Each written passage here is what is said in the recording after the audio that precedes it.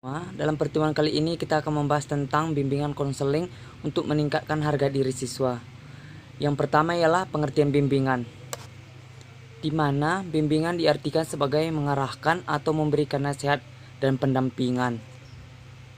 Dan menurut tokoh, pengertian bimbingan ialah yang pertama ialah tokoh Donald Morrison, ialah ia mengartikan bimbingan sebagai bagian dan komponen pendidikan yang akan memberikan layanan khusus peserta didik untuk membangkitkan kemampuan dan potensinya.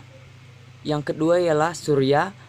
Menurutnya, bimbingan merupakan bantuan secara sistematis agar peserta didik mencapai kemandirian, penerimaan diri, pengarahan diri, dan kewajiban diri sebagai wujud pencapaian perkembangan yang optimal. Selanjutnya, kita akan membahas tentang pengertian konseling.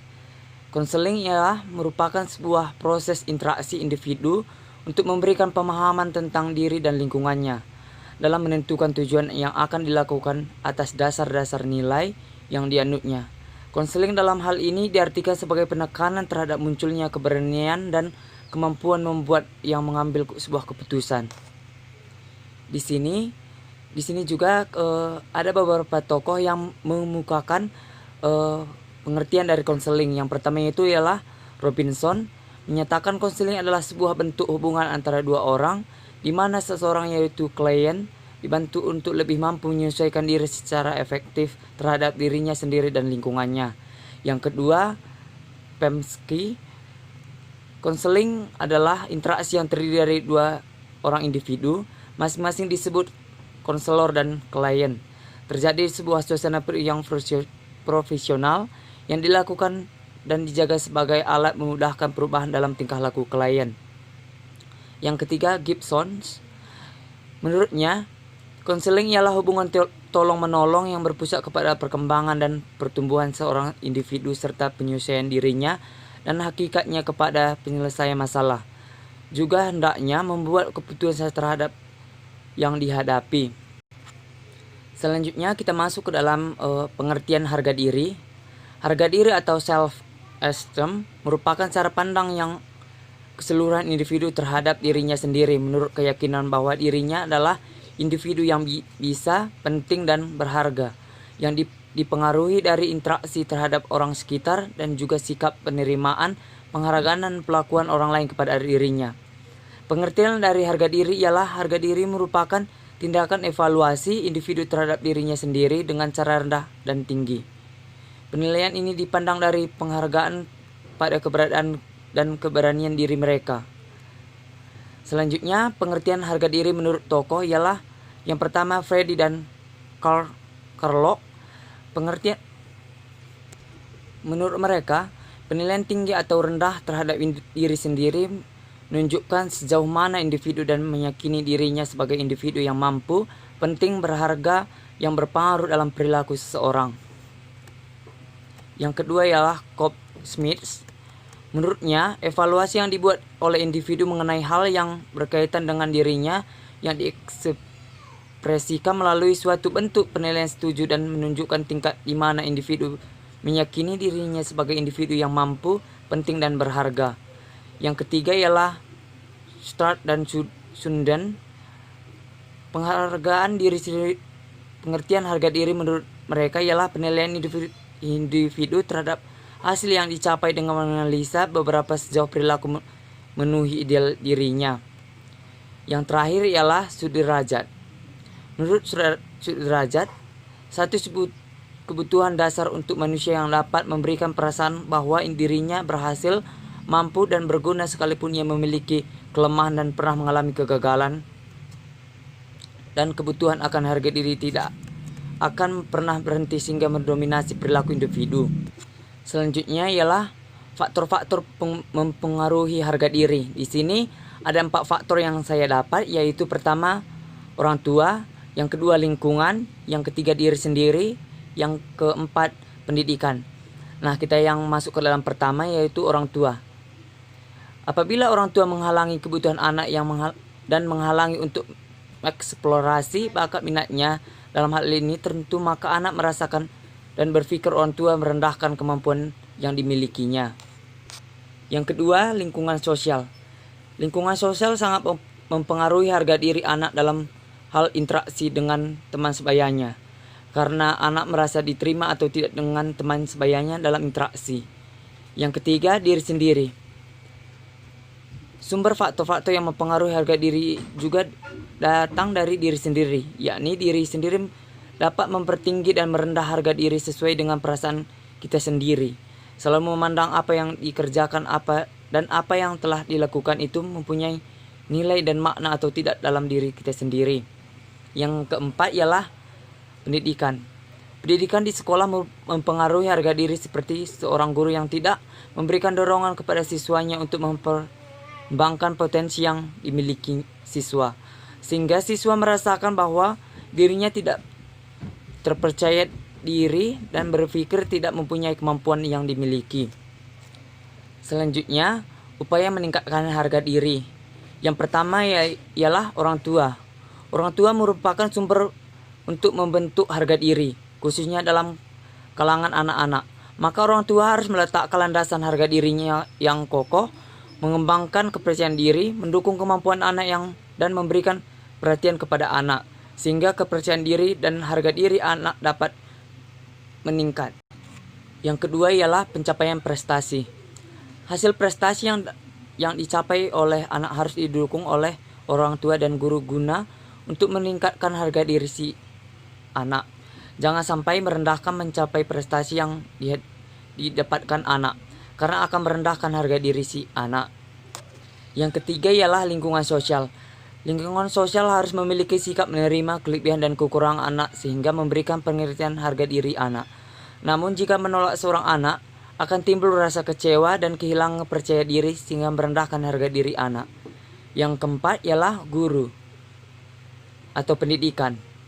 Guru di dalam sebuah sekolah harus memberikan dorongan-dorongan, motivasi, dan semangat kepada siswa untuk mengembangkan potensi yang dimiliki, sehingga siswa menjadi pribadi yang percaya diri dan memiliki harga diri yang tinggi.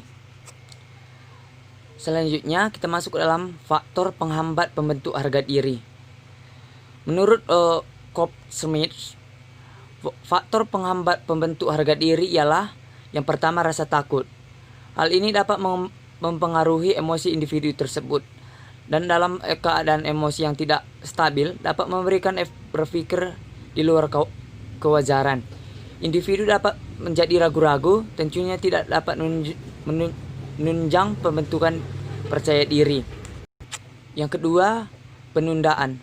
Menunda akan merampok peluang terbaik Anda. Jika kita ingin menjadi terbaik bagi diri kita, tentunya mana yang prioritas, lalu direncanakan dan laksanakan segera. Yang ketiga, bimbingan. Kemampuan untuk membuat keputusan adalah sebuah keharusan untuk membangun kepercayaan. Keraguan-raguan dalam banyak situasi dapat melumpuhkan kita dan membuat anak tidak efektif. Tidak jarang orang melakukan perbuatan setelah keputusannya dikeluarkan asal dan ada peluang hal dilakukan. Yang keempat ialah keraguan. Ini adalah ketakutan dan kekhawatiran yang berdasarkan dari 4 poin yang telah kita bahas. Keraguan akan kemampuan diri sendiri. Selanjutnya, kita masuk ke dalam pentingnya harga diri. Harga diri memiliki peranan yang penting untuk individu. Harga diri merupakan penghargaan terhadap diri ataupun lingkungan. Harga diri tidak akan terbentuk jika individu tidak mampu menghargai dirinya sendiri. Menghargai diri sendiri adalah salah satu upaya individu dapat diterima lingkungan. Harga diri seseorang tidak akan terbentuk jika individu bersangkutan tidak ingin menghargainya. Harga diri bukan suatu barang yang diperjualbelikan. Tinggi rendahnya harga diri seseorang bukanlah karena ia menjual, maupun jika harga dirinya rendah bukan disebabkan oleh nilai mata uang. Nilai harga diri seorang diawali dengan tentang bagaimana orang tersebut menilai dan memperlakukan dirinya sendiri. Selanjutnya kita masuk ke dalam sumber harga diri. Yang pertama ialah Penghargaan dari diri sendiri.